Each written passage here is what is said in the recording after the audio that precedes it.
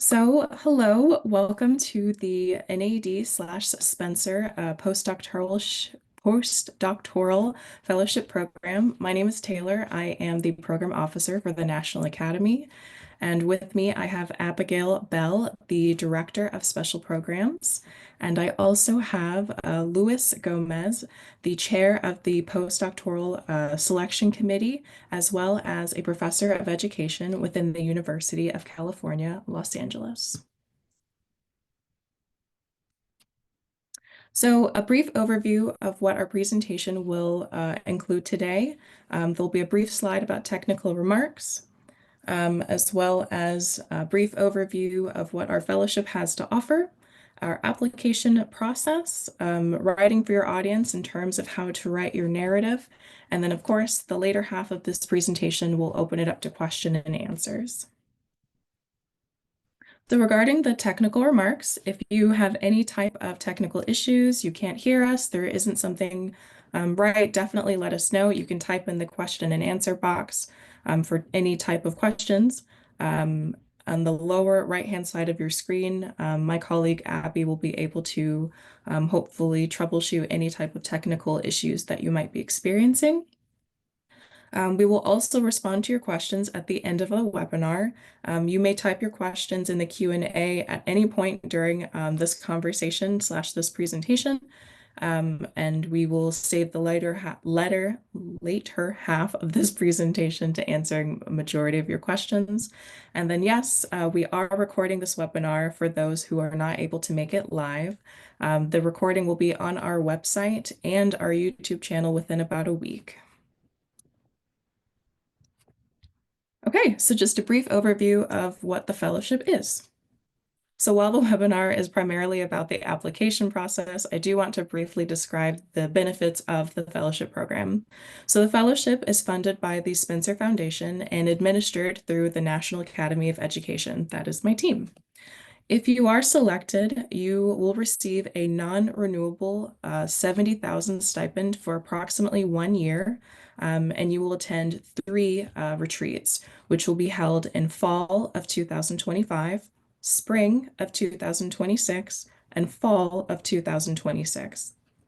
The fall retreats are held simultaneously with our members' annual meeting, and these retreats are realistically a keystone for your fellowship experience, where you will receive mentorship from our members and or former fellows, network with your current cohort, and of course the members that attend our retreats, and then attend programming relevant to professional development.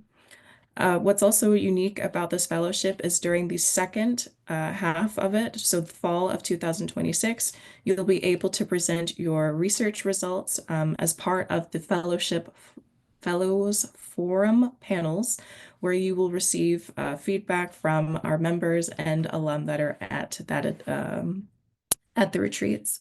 And so please do note that all 3 fall 2025, spring 2026, and fall 2026 are mandatory. So if you are a finalist, definitely mark those timeframes within your calendar because we do anticipate you to be physically present at those retreats. Another unique thing about the fellowship that isn't necessarily bulleted here is that we do have a partnership with AERA, and you will be granted the opportunity to also present at their poster session in AERA 2026. And then regarding the administration of the fellowship, you may directly receive the funds and or they can be administered through your institution. We support either decision, but we do recommend that you make that decision in partnership with your department. Application eligibility. So you must have had your doctoral degree conferred between January 1st 2019 and December 31st of 2023. Having your degree confirmed, meaning that it has been issued by the university and that you have it in hand. Applicants who graduate after 2023 will have to wait until next year's application cycle in order to be eligible. And unfortunately, our policy is very strict and we do not allow anyone outside of these parameters. So once again, we don't require any type of residency. We do not enforce residency restrictions when you are awarded the postdoctoral fellowship, meaning that you do not have to be within the United States. You do not have to work within a U.S. institution. You do not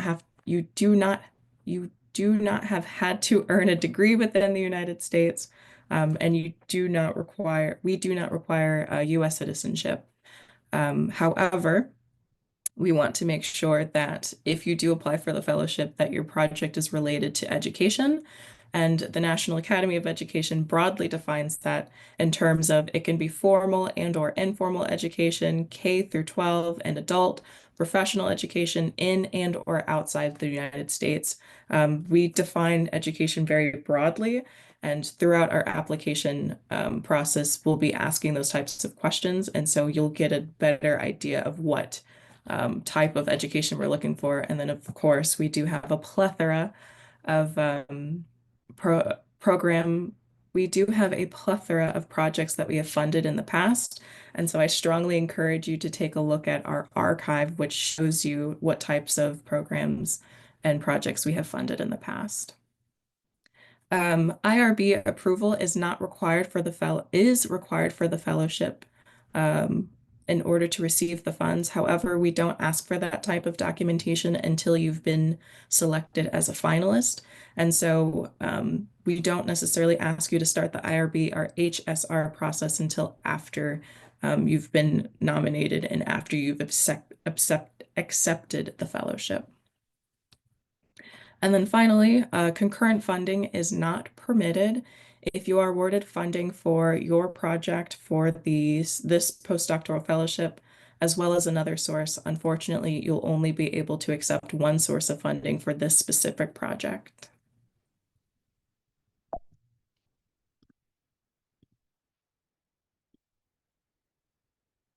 Okay. And so the online application overview. So what you see before you is just a screenshot of our application portal. And so if you experience any type of difficulties with the application or something doesn't necessarily look right, and or you have a question about the questions that are in the application itself, definitely reach out to the NAEd team, and you can access us at info@naeducation.org. This email is highlighted in blue, but is also on the last slide of our presentation if you're experiencing any type of technical difficulties with our online portal. And so with the online portal, it is very important that you are applying to the correct fellowship. We do have a handful of programs happening simultaneously. And so whenever you create an account, it will redirect you to this page. So please make sure that you are applying for the postdoctoral fellowship program for this for next academic year.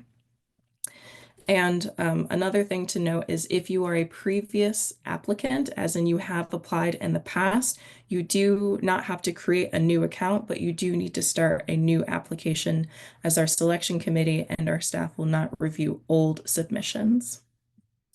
And then as a friendly reminder, the application deadline is November 7th at 5 p.m. Eastern Time. You and your references must meet this deadline. This is a hard date and a hard time, and unfortunately, our team won't be able to accept late submissions of the application itself, any type of supporting documentation, and or the letters of recommendation all have to be submitted before November 7th at 5 p.m.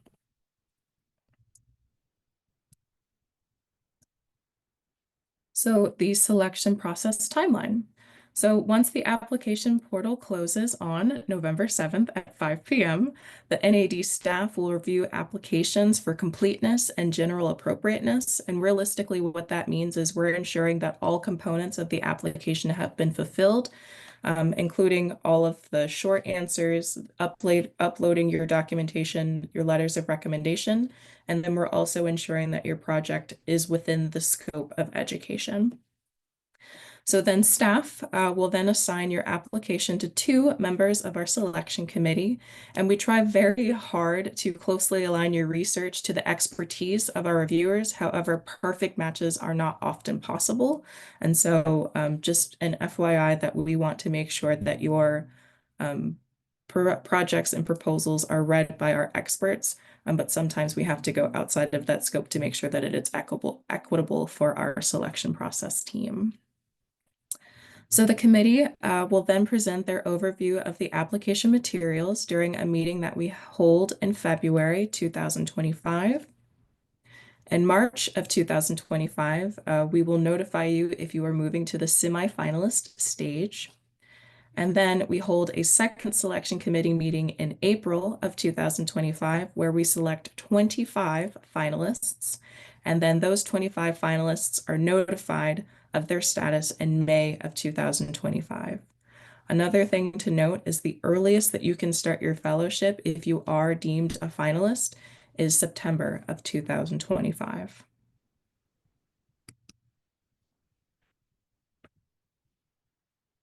Okay, so something else to note is that you must complete all required fields to formally submit your application.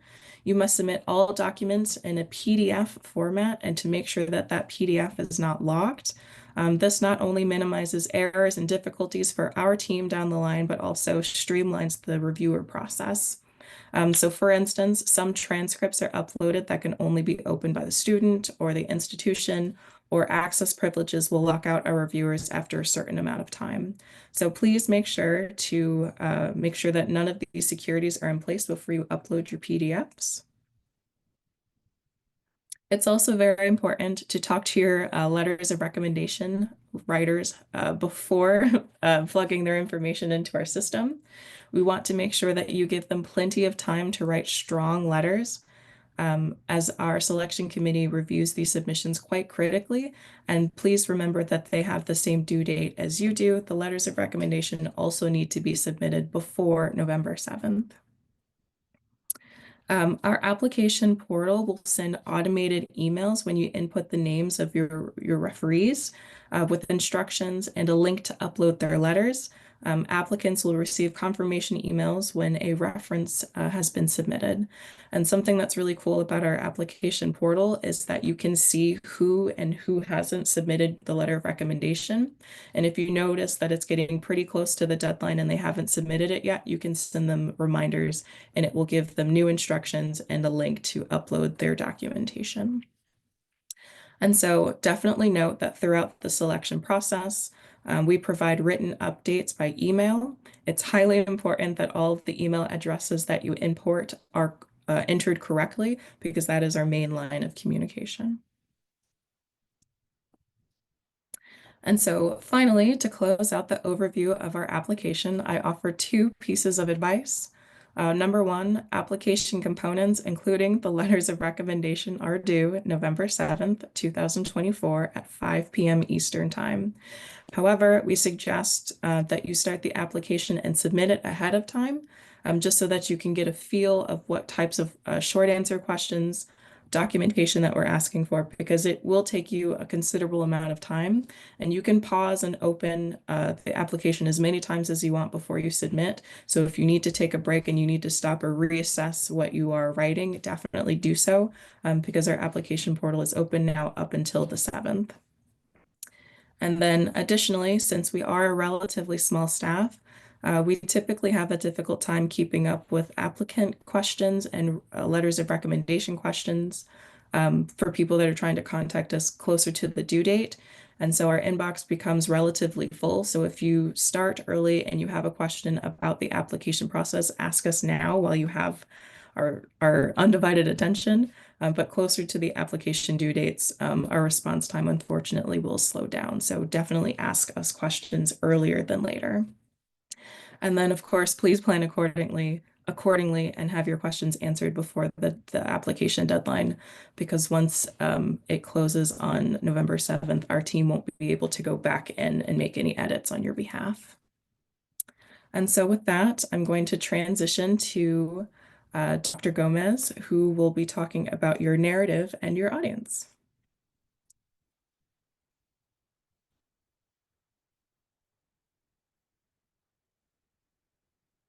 Good day, everybody. I'm Luis Gomez. I'm in the chair of the review panel this year, and I'm also, as Taylor said at the beginning, a professor at UCLA. I-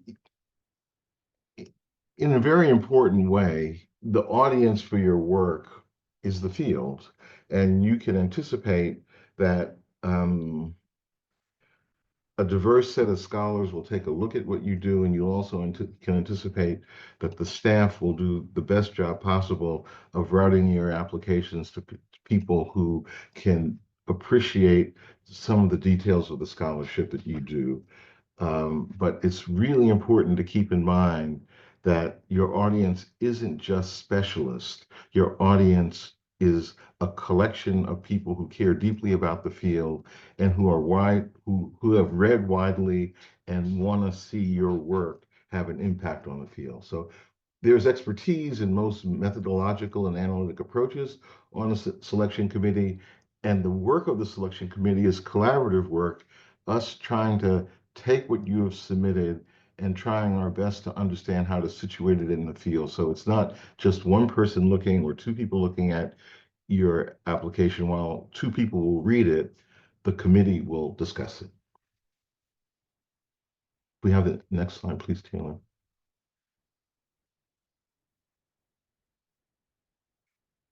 So given that, do the best job you can locating yourself in the field in in a in a broad sense. And so by that I mean don't just say that so and so did X thing and I'm going to do the next thing. Help us understand why this is in a broad holistic sense important. Remember that part of the responsibility of your application is to help us understand what conversation in the field you want to be a part of. So some part of your application needs to bring the relevant information to the table so we can think about it again holistically.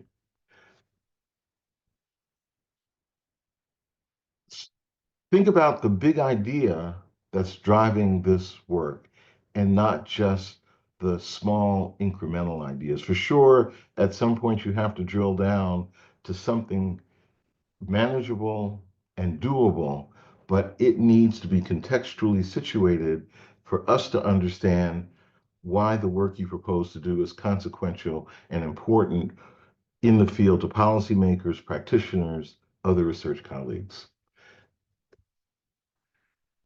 It's important to understand that we as a committee will make two kinds of judgments.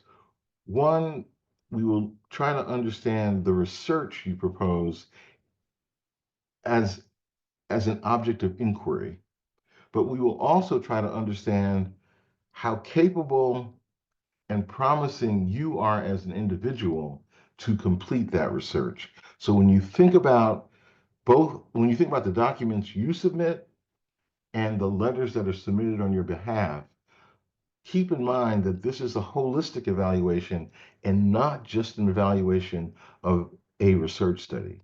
So it's important to understand that both things are going to be true as your application is read. We want to make sure we appreciate the quality of your research, but we also want to appreciate your ability to do the research. Next, please. Just to reiterate, we constantly in these review committee meetings ask about the topic and do we understand why the topic is important and do we understand what, if you are successful, how the field will advance because you did this work. Methodologically, I mean, we fundamentally want to know what you want to do, um, how the work you do is connected to the problem, what its limitations are, what its promise is. And are the methods practical given the time you have? So is it both important to the field and doable within the bounds of the fellowship? It will help the committee tremendously if you describe the analyses that you want to do in enough granularity for us to understand the empirical and technical details of the work as it unfolds in whatever your discipline is. Be specific about how your analyses are connected to the question, because that's not necessarily work that we don't want to have to divine that. We really would like there to be a clear articulation of that. Help us understand the arc of the project, how you'll create the work, how you'll complete the work in the time, in the bounds of the fellowship.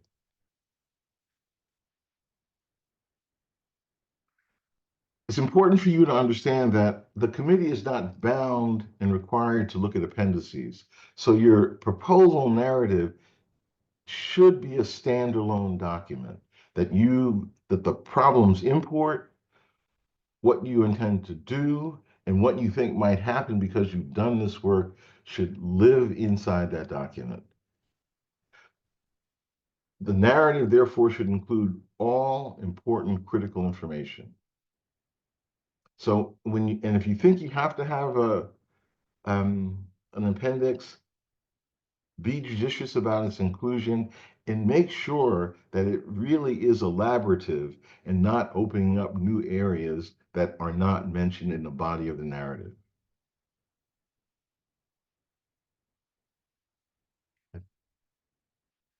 So now we're ready to take your questions, and I hope we provided enough information for you to make progress in thinking about your application. Yeah. So definitely thank you for answering those questions, Thank you for presenting. And I do look forward to starting to answer those questions. So I'm going to stop sharing my screen so that my team can answer them. So I've been tracking the questions as they've come in, and there are some common themes that have come up. So the first one is international applicants. Taylor, can you talk to who the fellowship is open to in terms of applicants? Sure. So our application is pretty flexible in terms of status. And so when applying for the postdoctoral fellowship, we do not require that you've received your doctoral degree in a US-based institution. We do not require you to be affiliated with an institution. And we do not require citizenship. We do not require US citizenship in order to apply. And so hopefully that answers your question as to eligibility regarding your status as as an employee and as a researcher. And there was a specific question about tenure track professors versus research scientists. It's open to all of the above. The majority of our awarded fellows, and our applicants are tenure track professors. And Taylor, another one for you that's come up quite a bit. Can you talk about allowable expenses and then talk about go into a little more detail on the concurrent funding policy? Sure. So our stipend as of right now is $70,000, and typically we administer that in two different stipends, one in the beginning where you first start, and then we have a midway point after you give us a report of like just realistically a status update of how you're progressing. We'll give you that second stipend. And traditionally, what that stipend is used for is to cover your leave from employment. And so realistically, it's used as a replacement versus a salary supplement. And so if you are institutionally administered, we'll work with your institution to figure out what time frame that you'll be taking leave.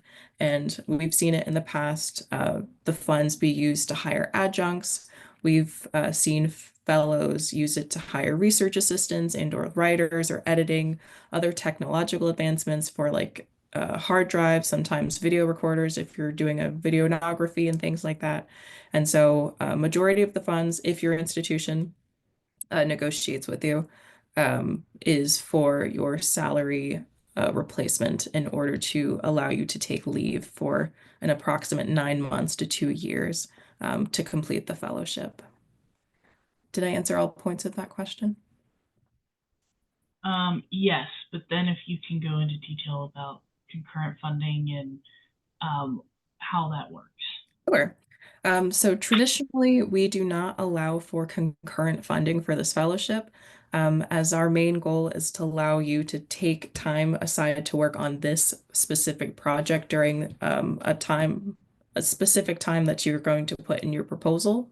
And so in regards to concurrent funding, we don't allow for other foundations to fund this project during the same time as us. However, if your institution internally provides you additional funds for travel, for research, that is permissible. But other foundations and other fellowship type programs are not permissible.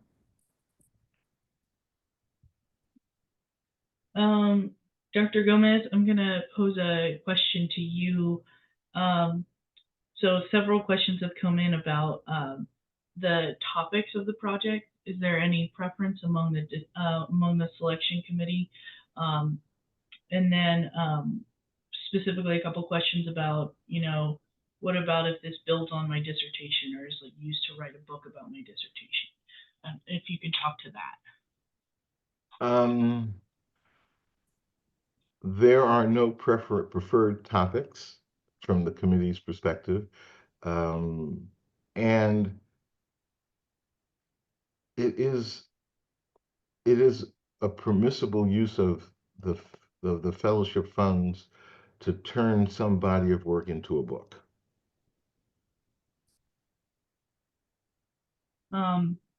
And there was a specific question about if it only funds K-12 education or US-based education.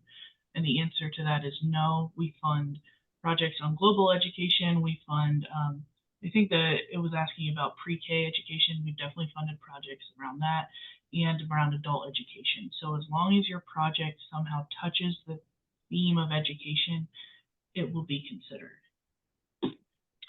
Another question that's come up is, what parts of a project does it fund? So I've had people asking about, do you fund data collection, data analysis, writing, all of the above? I don't know, Taylor and Dr. Gomez, if you want to both take a stab at that. So to answer the question, yes, it is all of the above for the postdoctoral fellowship. We fund the data collection part, we fund the theoretical, like writing analysis, and then of course writing and interpreting that data. And so when you are proposing your application, that is something to definitely note in your timeline. And we also evaluate the feasibility based off of what stage you are within that project. I think, Taylor, you said the most important part. I mean, the fellowship is open to all those kinds of activities, but it is bounded in time, and how you spend your time on those activities should make sense in terms of your ability to make progress in the time allotted on the big question that you are asking. And this is a follow-up to that, and this is really for you, Dr. Gomez. In terms of resubmissions of previous applications, the applicants receive feedback. So they're wondering, what is the selection committee looking for in these resubmissions? Well, I mean, the selection committee knows that the applicant, and presumably that particular application or some aspect of it has come before the panel in the past. But we do not, as part of the review process, look at the previous application. So we don't have, as a sitting committee, a set of expectations about the relationship between application 1 and application 2, because it's possible that you as an applicant may come back to the fellowship a second time, but with a brand new idea. So we know that you've you've applied in the past, but as part of the review process itself, we don't look at the previous applications. And then within our application portal itself, there is an option to self-identify if you have applied in the past. And realistically, that question is just asking like, what advancements have you made since the last time our committee has reviewed your application? And not that it's going to be held against you, but it's genuine curiosity as to what has changed from last year versus the upcoming year that you're applying. The next one's going to be a little more detailed, and it's in regards to reference letters. So Taylor, can you go into more detail about the logistics of the reference letter, if they can insert the reference letter, when they can insert the reference letters names into the Sure. system? And then Dr. Gomez, if you can really go into detail about what you're looking for in the content of those letters, who maybe should be writing them, etc. So when you open the application portal, we have a ribbon where you can click around each tab and you can move freely within them. You have the opportunity to list 3 letters of recommendation. And so it'll ask for their first and last name, their email address, and then their relationship with you. And so once you fill that information out, there's a button that you can click to send them the instructions and the link to upload their letters of recommendation. And so once you send that off, your referees already have access to the link and information. And so they can take their time up until November 7th, of course, to write that letter. So if you want to start now and get a feel for what questions are being asked, you're definitely able to open up the application, pause it, and resume later in life. But do know that when you populate those email addresses that you can send them automated emails simultaneously. And then if there's any error with the application system itself or your letters of recommendation, want to like update them or update a file for whatever reason, they can email info@naeducation.org and we can swap out documents given if there's enough time, if there's like a mishap or there's a typo that they want to correct. I think that with respect to the letters themselves,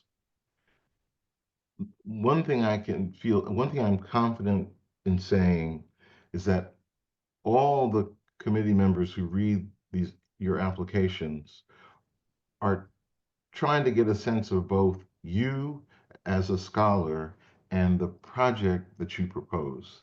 And so the second of these, the project you propose, many of you probably have experience writing research proposals where you talk about the question, the variables, the techniques, the methods, and how all those combine to make progress on an important question. The other thing that we look for in letters is for among those things, not the only things. I mean, so looking for a letter writer to talk about the arc of your career, how they know you and how they've seen you develop over time, the import of the question that you want to take up from their perspective, the kind of scholar you are. Are you a detail-oriented scholar or an overarchingly creative scholar? Because people, as a collection, we vary in our strengths. So we would want to see in these letters, what are yours and how do those strengths allow you to do the work you're proposing? And so I think in addition to thinking about the letters as holistic, ask people to write for you who understand you as person and as scholar, and not just limiting their understanding to the four corners of the research project you're proposing.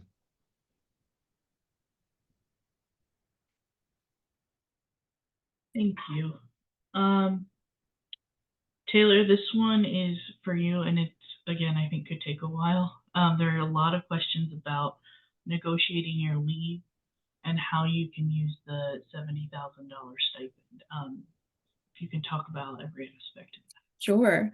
So once you've been deemed a finalist and formally accept the fellowship, our team provides you realistically just a guideline for negotiations in terms of it's a summary of what the National Academy is as a whole, the projects that we funded in the past, and how prestigious the award is because you do a lot of work and this fellowship is quite competitive. And so realistically, it's a recap of the contributions that you'll be making towards education, but then also being a part of this pretty large and expansive slash very expert cohort of people that have submitted projects throughout, have completed projects throughout their fellowship term.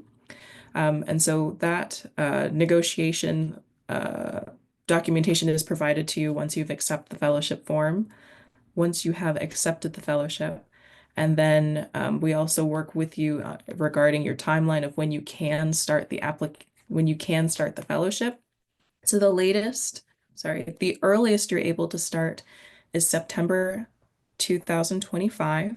And the latest we'd anticipate someone to start is January of 2026. And so this does give you a buffer to work with your institution in order to make sure that you understand your timeline of how you wish to take leave, whether that's you just want to take a full 9 months in one academic year, and or you can split it up as in you'll work uh, on the fellowship for a semester, work teaching for a semester, fellowship for a semester, and teaching for a semester. We're able to be pretty flexible with your timeline. And so a minimum of 9 months and typically a maximum of 24 months. But if you need anything in between, we're also able to work with you. And then you asked about funds again. Yeah, so negotiating your leave is one thing, and then negotiating how to use the $70,000. Yes. So based off of how you are administering your funds, it could be through your institution, which we have both through your institution and individual. If your institution wishes to use the funds in order to have a teaching replacement for you, I mean, that's something that you would negotiate with them of hiring adjuncts and or your part-time leave if you needed to break it up based off of the semester. But traditionally, we've seen the funds used for hiring someone else to take your place temporarily. And then whatever funds are remaining is realistically up for the fellow to decide on how they wish to spend it. So it could be on technology, it could be on transcribing videos, it could be on traveling to other conferences in other countries to collect your data if you're still in that phase.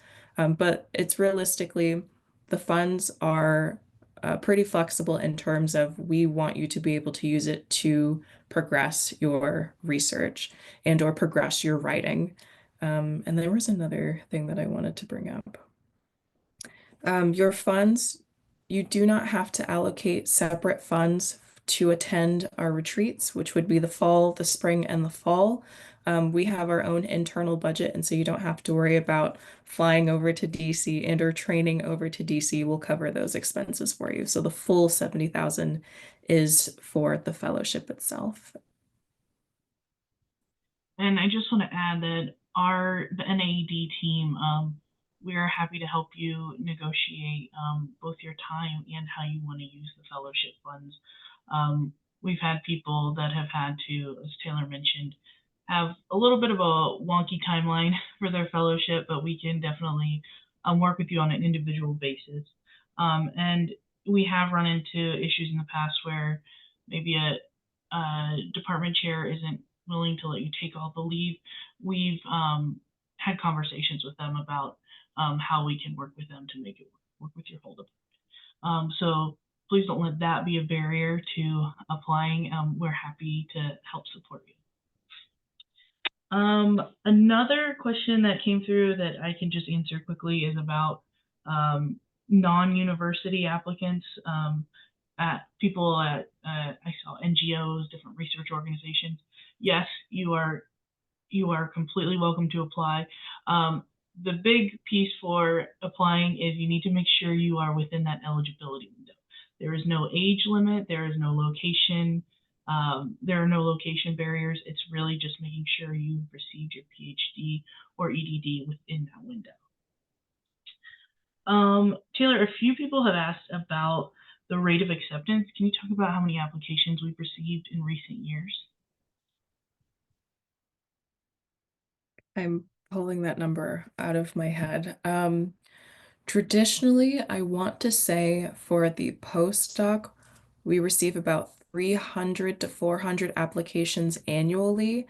And then during our selection committee process, we narrow that down to like 75 to determine if they were applicable to education, if they were complete, and then our selection committee reviews that 175 approximately, and then we dwindle that down to 60, and that's the semifinalist stage. And then that notice goes out in March, and then the final notice goes out in May of 2025, and we award 25 finalists. So we have about 300, then we drop it down to 170, then 60, and then finally we award 25.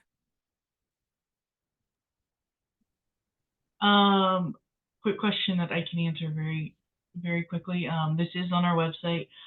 If you channel the funds through your institution, are they allowed to take overhead or indirect costs? The answer to that is no. We do not allow for overhead or indirect costs. So when you're working out your budget with your institution, please make sure they're aware of that. It is in all of the paperwork and all the fine print that you will receive.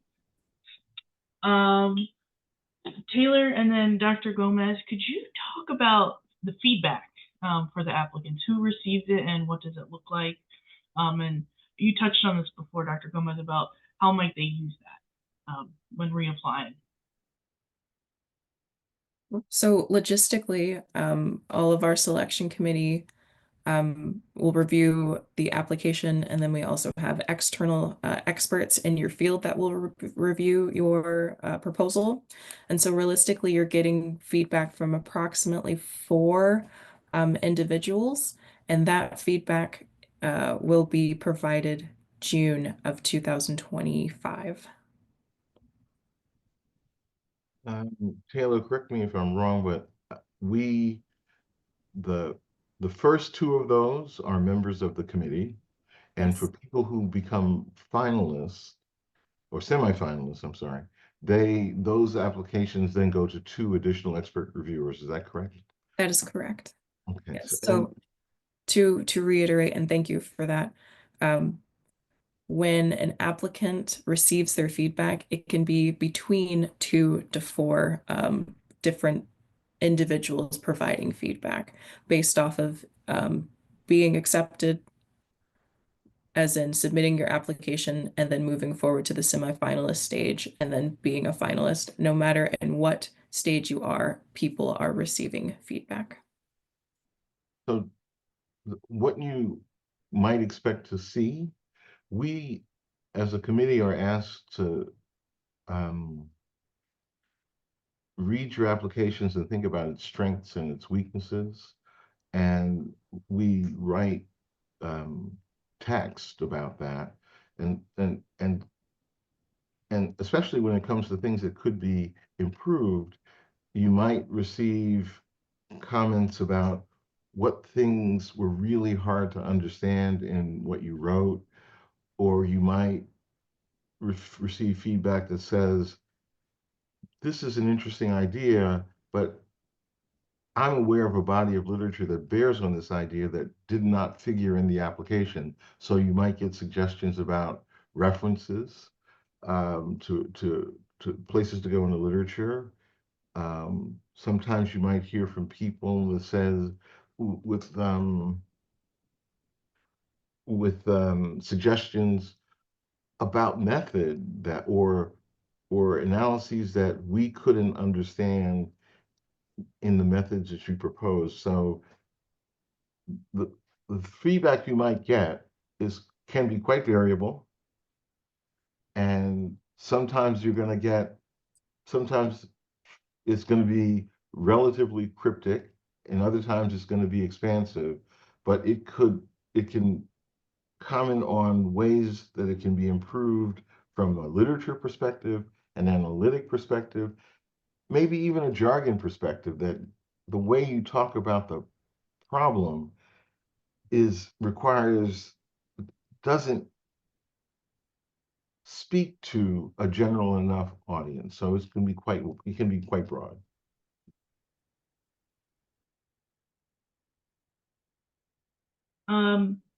There have been a number of questions about publications. So do applicants have to be published? What are you looking for in publications list? And what are you looking for in the sample publication?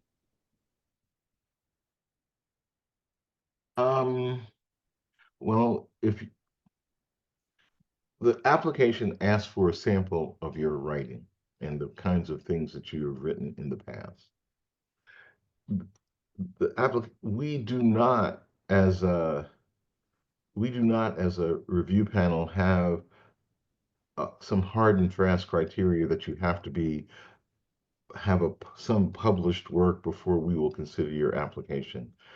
But it's important to consider the writing sample you send so we can understand how you communicate as a scholar.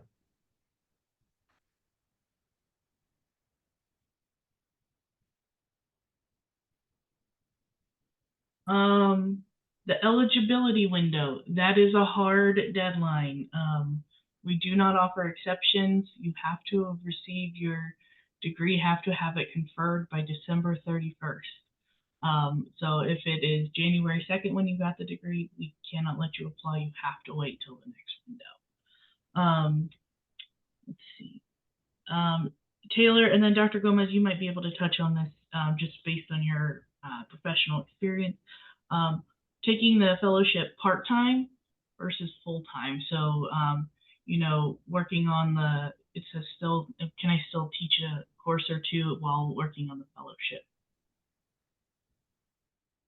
So the hope is that you are able to take a duration of 9 months, a minimum of 9 months of leave in order to focus on that project. That could be, 3 months, a little bit of summer, and then like another 3 months. We can split it up based off of your timeline and how we negotiate with you and your institution. I'm sorry, can you repeat the question, please? Yeah, so taking the fellowship part-time and teaching while you're working on your research versus taking it full-time. Is there a preference? Are there benefits to doing it either way? I definitely have heard that there are pros and cons to both method of taking it all the way through and splitting it up, just based off of people's ability to focus and dedicate like genuine time. Um, we've had both, and in fact, both are pretty popular. Um, in terms of once our fellows are awarded, we negotiate with the institution and the fellows of how they'd like to evaluate their timeline and or reassess their timeline. We are able to be flexible and move things around too if you are in the middle of the program and need to extend it or need to adjust it a particular way. But in regards to preference, we don't necessarily have a preference. It's realistically how you as an individual work through your project. Thank you, Taylor. The only thing I would add is that some projects that we have seen, the research actually disciplines how you spend your time because data, for example, data collection windows may be restricted in one way or another. So if you understand that your project, the sort of the technical details of the project discipline, how you would spend your funds and when you spend them, that ought to be visible in your application.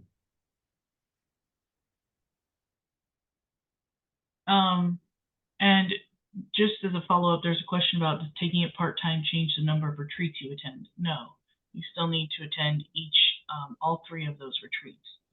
And Taylor, I wanted to add on, having worked with a number of the postdoc fellows, in my experience working with them, those that have been able to take 2 semesters off fully rather than take 4 semesters, kind of half time off, those that have been able to take the full 2 semesters off have had a richer experience because they avoid getting pulled into other commitments.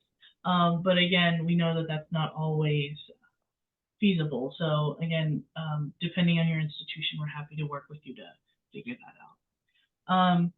And I have two questions that actually pertain to the selection committee that I think would be helpful to answer. The first is if we can talk about how we address conflicts of interest, particularly when a letter writer might be on the committee, and then talk about how we try to ensure diversity among the cohort of funded fellows. I can start with both of those, but you and Taylor may have things that you would like to add. I mean, there are, I guess, multiple ways to handle conflicts, but the traditional way is that if an applicant is from the institution of anybody on the panel, or as the question said, if someone on the panel has written a letter, for example, in both those cases and in others, the what we typically do is just recuse ourselves as committee members from that discussion and don't really hear anything about how the discussion about that application unfolded. Yeah, and we avoid having anyone review an application that is from their department, I believe. It can be from your institution, but not Yes. department, right? Right.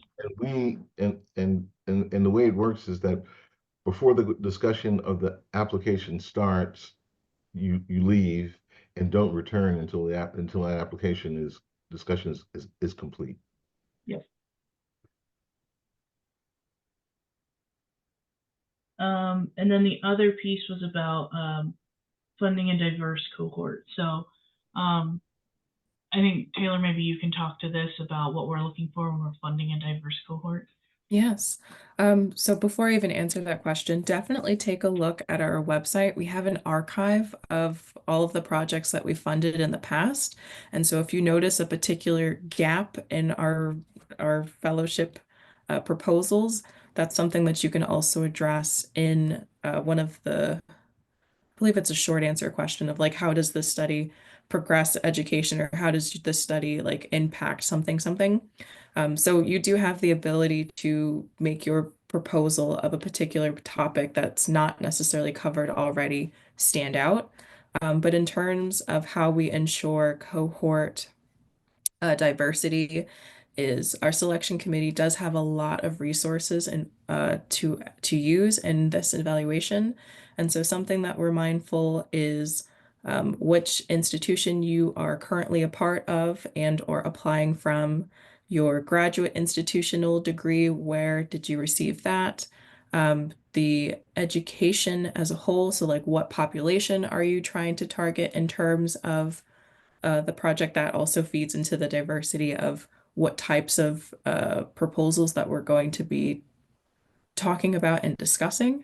But there's a handful of methods and or demographic information that we use in order to ensure that our cohort is well diverse, in terms of making sure that we as a organization are supporting you as a professional, and then making sure that we are supporting your research that could expand education as a greater whole. The only thing I would add to that is that it's been my experience on the committee that with a lot of guidance and support from Taylor in this instance, we constantly monitor the idea diversity in the proposals as they go through. So try to cover diversity in the senses that Taylor just mentioned, but we also are interested in making sure that there's a genuine diversity of ideas as they are represented in the field in the proposals as we move them along. And we are very intentional with making sure we're funding a diverse set of proposals. We actually had an analysis done of the fellowships probably 2 years ago to look at, what's being published in the field versus what kind of projects are we funding. And the projects we're funding were on par with all of the different lenses represented in the field. So we really, really try to make sure that we're representing a diverse set of interests, we're looking at a diverse set of populations, and then working with people from a diverse set of institutions. I have one, I know there are several questions that are left in here. We obviously could not get to all of them. There are several questions about length and like how items should be formatted. That information is all on our website, or you can contact Taylor at info@naeducation.org. I did see a couple questions, Dr. Gomez. I'm hoping you can, end on this note. What kind of research outputs is the committee looking for? This is about a wider contribution to the field. So can you talk about, what the committee is looking for? Well, of course, the committee is looking for how your plans to disseminate the work connect to the significant traditional kinds of publication outlets. But it's also the case that the committee for proposals that sort of have the kinds of characteristics that should be shared with the field more broadly, especially in terms of practitioners and policymakers. We spend time talking about people's proposals to create web outlets for their work, or to create discussion forums for their work as ways to have as ways to sort of push the impact of the work, because along with the committee's judgments of the import of the work doesn't get to be important unless it finds itself into the hands of people who can use it. And for sure, one big audience is a scholarly audience, but a number of proposals come before us where proposers think about ways to connect to practitioner and policy-making audiences with forms of communication that are different than traditional publications.